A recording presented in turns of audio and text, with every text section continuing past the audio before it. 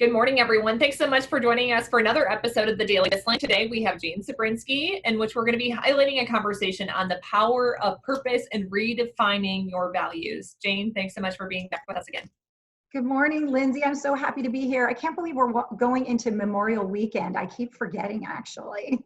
But what a great time for a little rest and recovery. You know, that's what I was thinking about. I was really hoping that, okay, people who have transitioned back into the workplace might be a little bit groggy, might be a little wonky. Hopefully they get an opportunity to rest and recover. And then those who've had to push through, hopefully they get some time off too. All right, so let's just start with a 10 moment.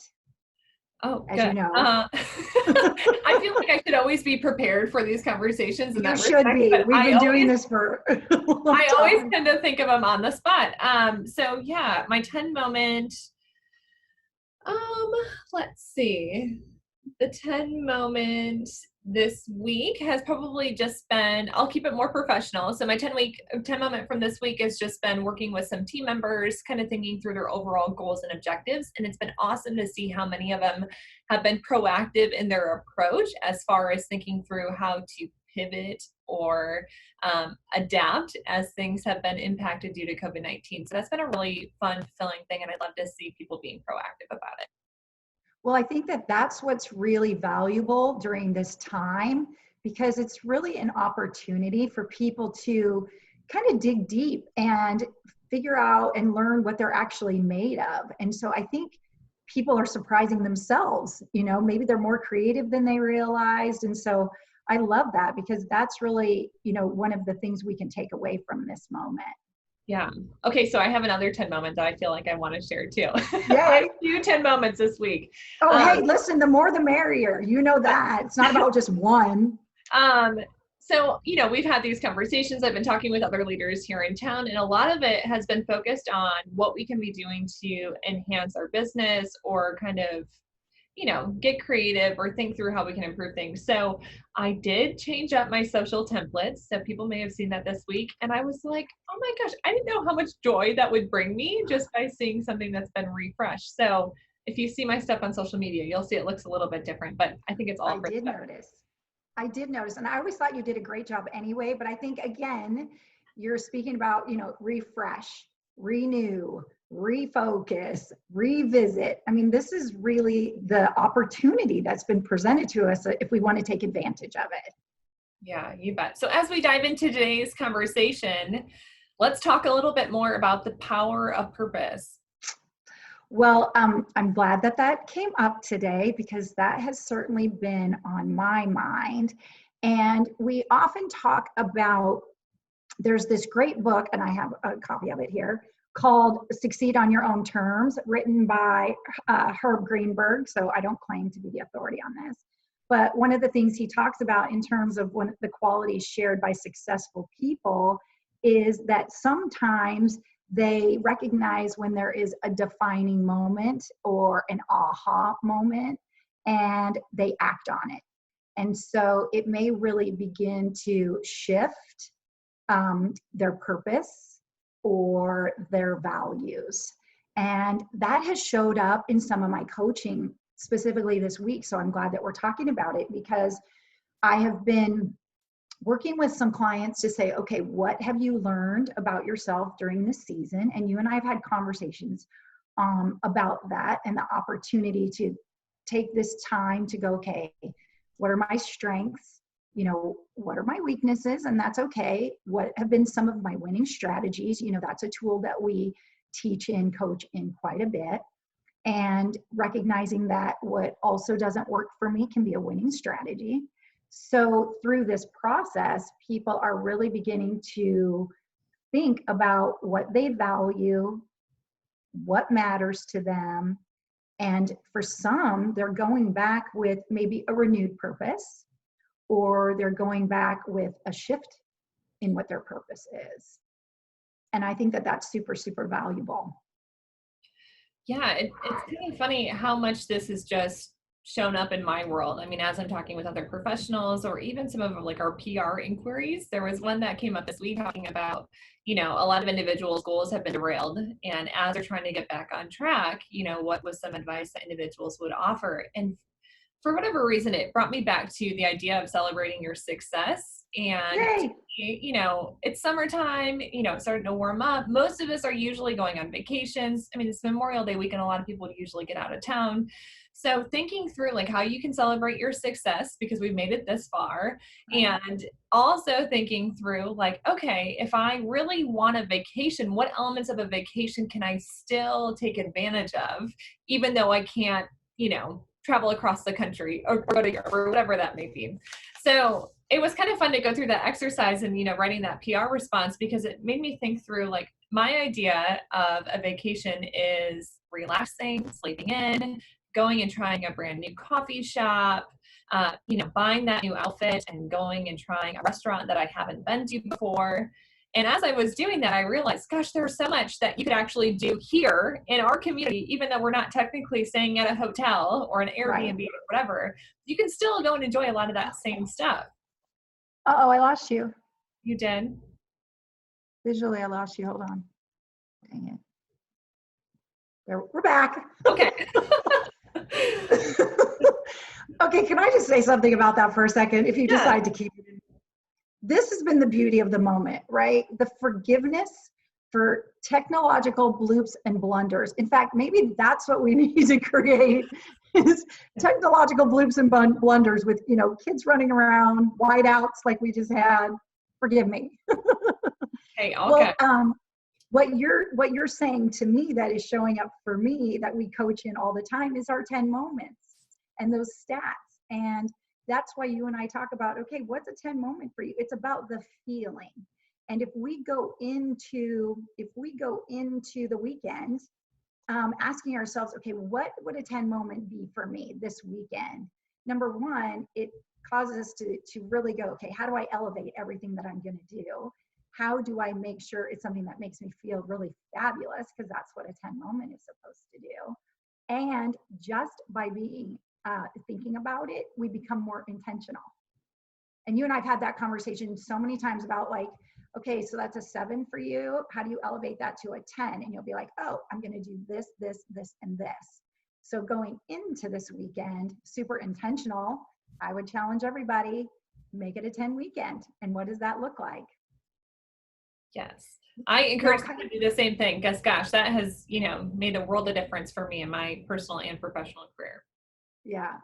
And so when you were talking about the derailment of goals, was that like personally or was it professionally? I mean, I know it's happening in every dimension. Yeah. For me, it's been more so on the professional side just because business has been disrupted. And, for me, I've always hosted events and I've been interacting with people. And so I'm not able to do, what I felt like was the only way that I could be successful at my job. But now I'm redefining that and also looking at, can I still find success by, modifying or changing the way that I, go about my business. So it's been a fun exercise. Well, the new thinking I'd like to introduce potentially is, okay, see it as a season. So again, the seasons have beginnings, middles, and ends. That's the beauty of seasons. And for some people, if they're still mid-season, maybe they haven't gone back yet, maybe they're, not in that space, you can certainly evaluate where you are. But I think it's very important that we honor the end of a season. And like you said, celebrate the successes. There may only be a few. There might not be as many as you had intentionally planned. I know that's true for me. I mean, when I went into the second quarter of 2020, I didn't expect it to look like this. But certainly I'm going to take the time and celebrate the successes I did have. And some of those successes are around my own change in thinking, my renewed purpose, and then celebrate that and end that season. And now go, okay, I'm beginning a new season. And now being intentional with what are my desired outcomes, which is the same thing as saying goals. We just say it differently. What I love about using the term and the tool desired outcome is it sets the end in mind. So what does this look like? And declare a season. And maybe all you can manage right now is saying, okay, I'm going to give myself a season of 2 weeks. And this is what my desired outcome is going to be. These are my goals over the next 2 weeks. or I'm going to give my season 4 weeks. Again, it's doing things a little bit differently, but it might be that right now we can only do a little bit of small change at a time and look at things in shorter chunks as opposed to an entire season, which might encompass a whole year. I know that's what I've been coaching a lot in, is like, let's just break it down into smaller, more manageable pieces, because we've already been living with some overwhelm. And how do we start to pare that down and simplify it a little bit as we look ahead? Absolutely. I mean, I've even gone to on a daily level, like, what do I want to accomplish today or this week or over the course of the month that is ultimately helping me to reach my end goal. That is for the end of the year, or my part of my 3 to 5 year plan. But no, I think it's important. And I also think if we don't have more clarity around that, or we're not more mindful, then we don't know when to celebrate that success, because we feel like, oh, it's just another day. So it's really interesting because, we coach high achievers, and high achievers struggle with celebrations because the mindset is, okay, well, I'm supposed to do that. Or I've already, I'm already behind. I can't possibly celebrate. But in truth, if we will give ourselves permission to celebrate the little wins along the way, that creates the motivation and the momentum to keep going. So imagine, going into the gym and never celebrating if you moved up a pound or 5 pounds. Sidebar, I'm celebrating the fact that now I went from being able to lift 1 pound with my bad left shoulder to 2. Woohoo! Oh, it's my doggone injury over COVID. But I'm celebrating the fact that I went from 1 pound to 2. So we have to celebrate. We have to celebrate the small wins, and sometimes that can be a struggle, but that sets us up for the big wins down the road. I'd like to ask you a little bit more about defining your purpose, because if somebody goes to you, what's your purpose in life or in your career? That is such an overwhelming question for so many of us. So what tips do you have to break that down so it's a little bit more digestible? Sure, that's a big question. And I'm really, really compassionate when it comes to purpose, because some people figure it out at a very young age. Some people are really, really focused and know exactly what it is. In fact, have you been watching it all? Did you watch it all, the Michael Jordan Last Dance? I have been watching that. Yeah. Okay, so, I'm sitting there going, his purpose was so clear all the time.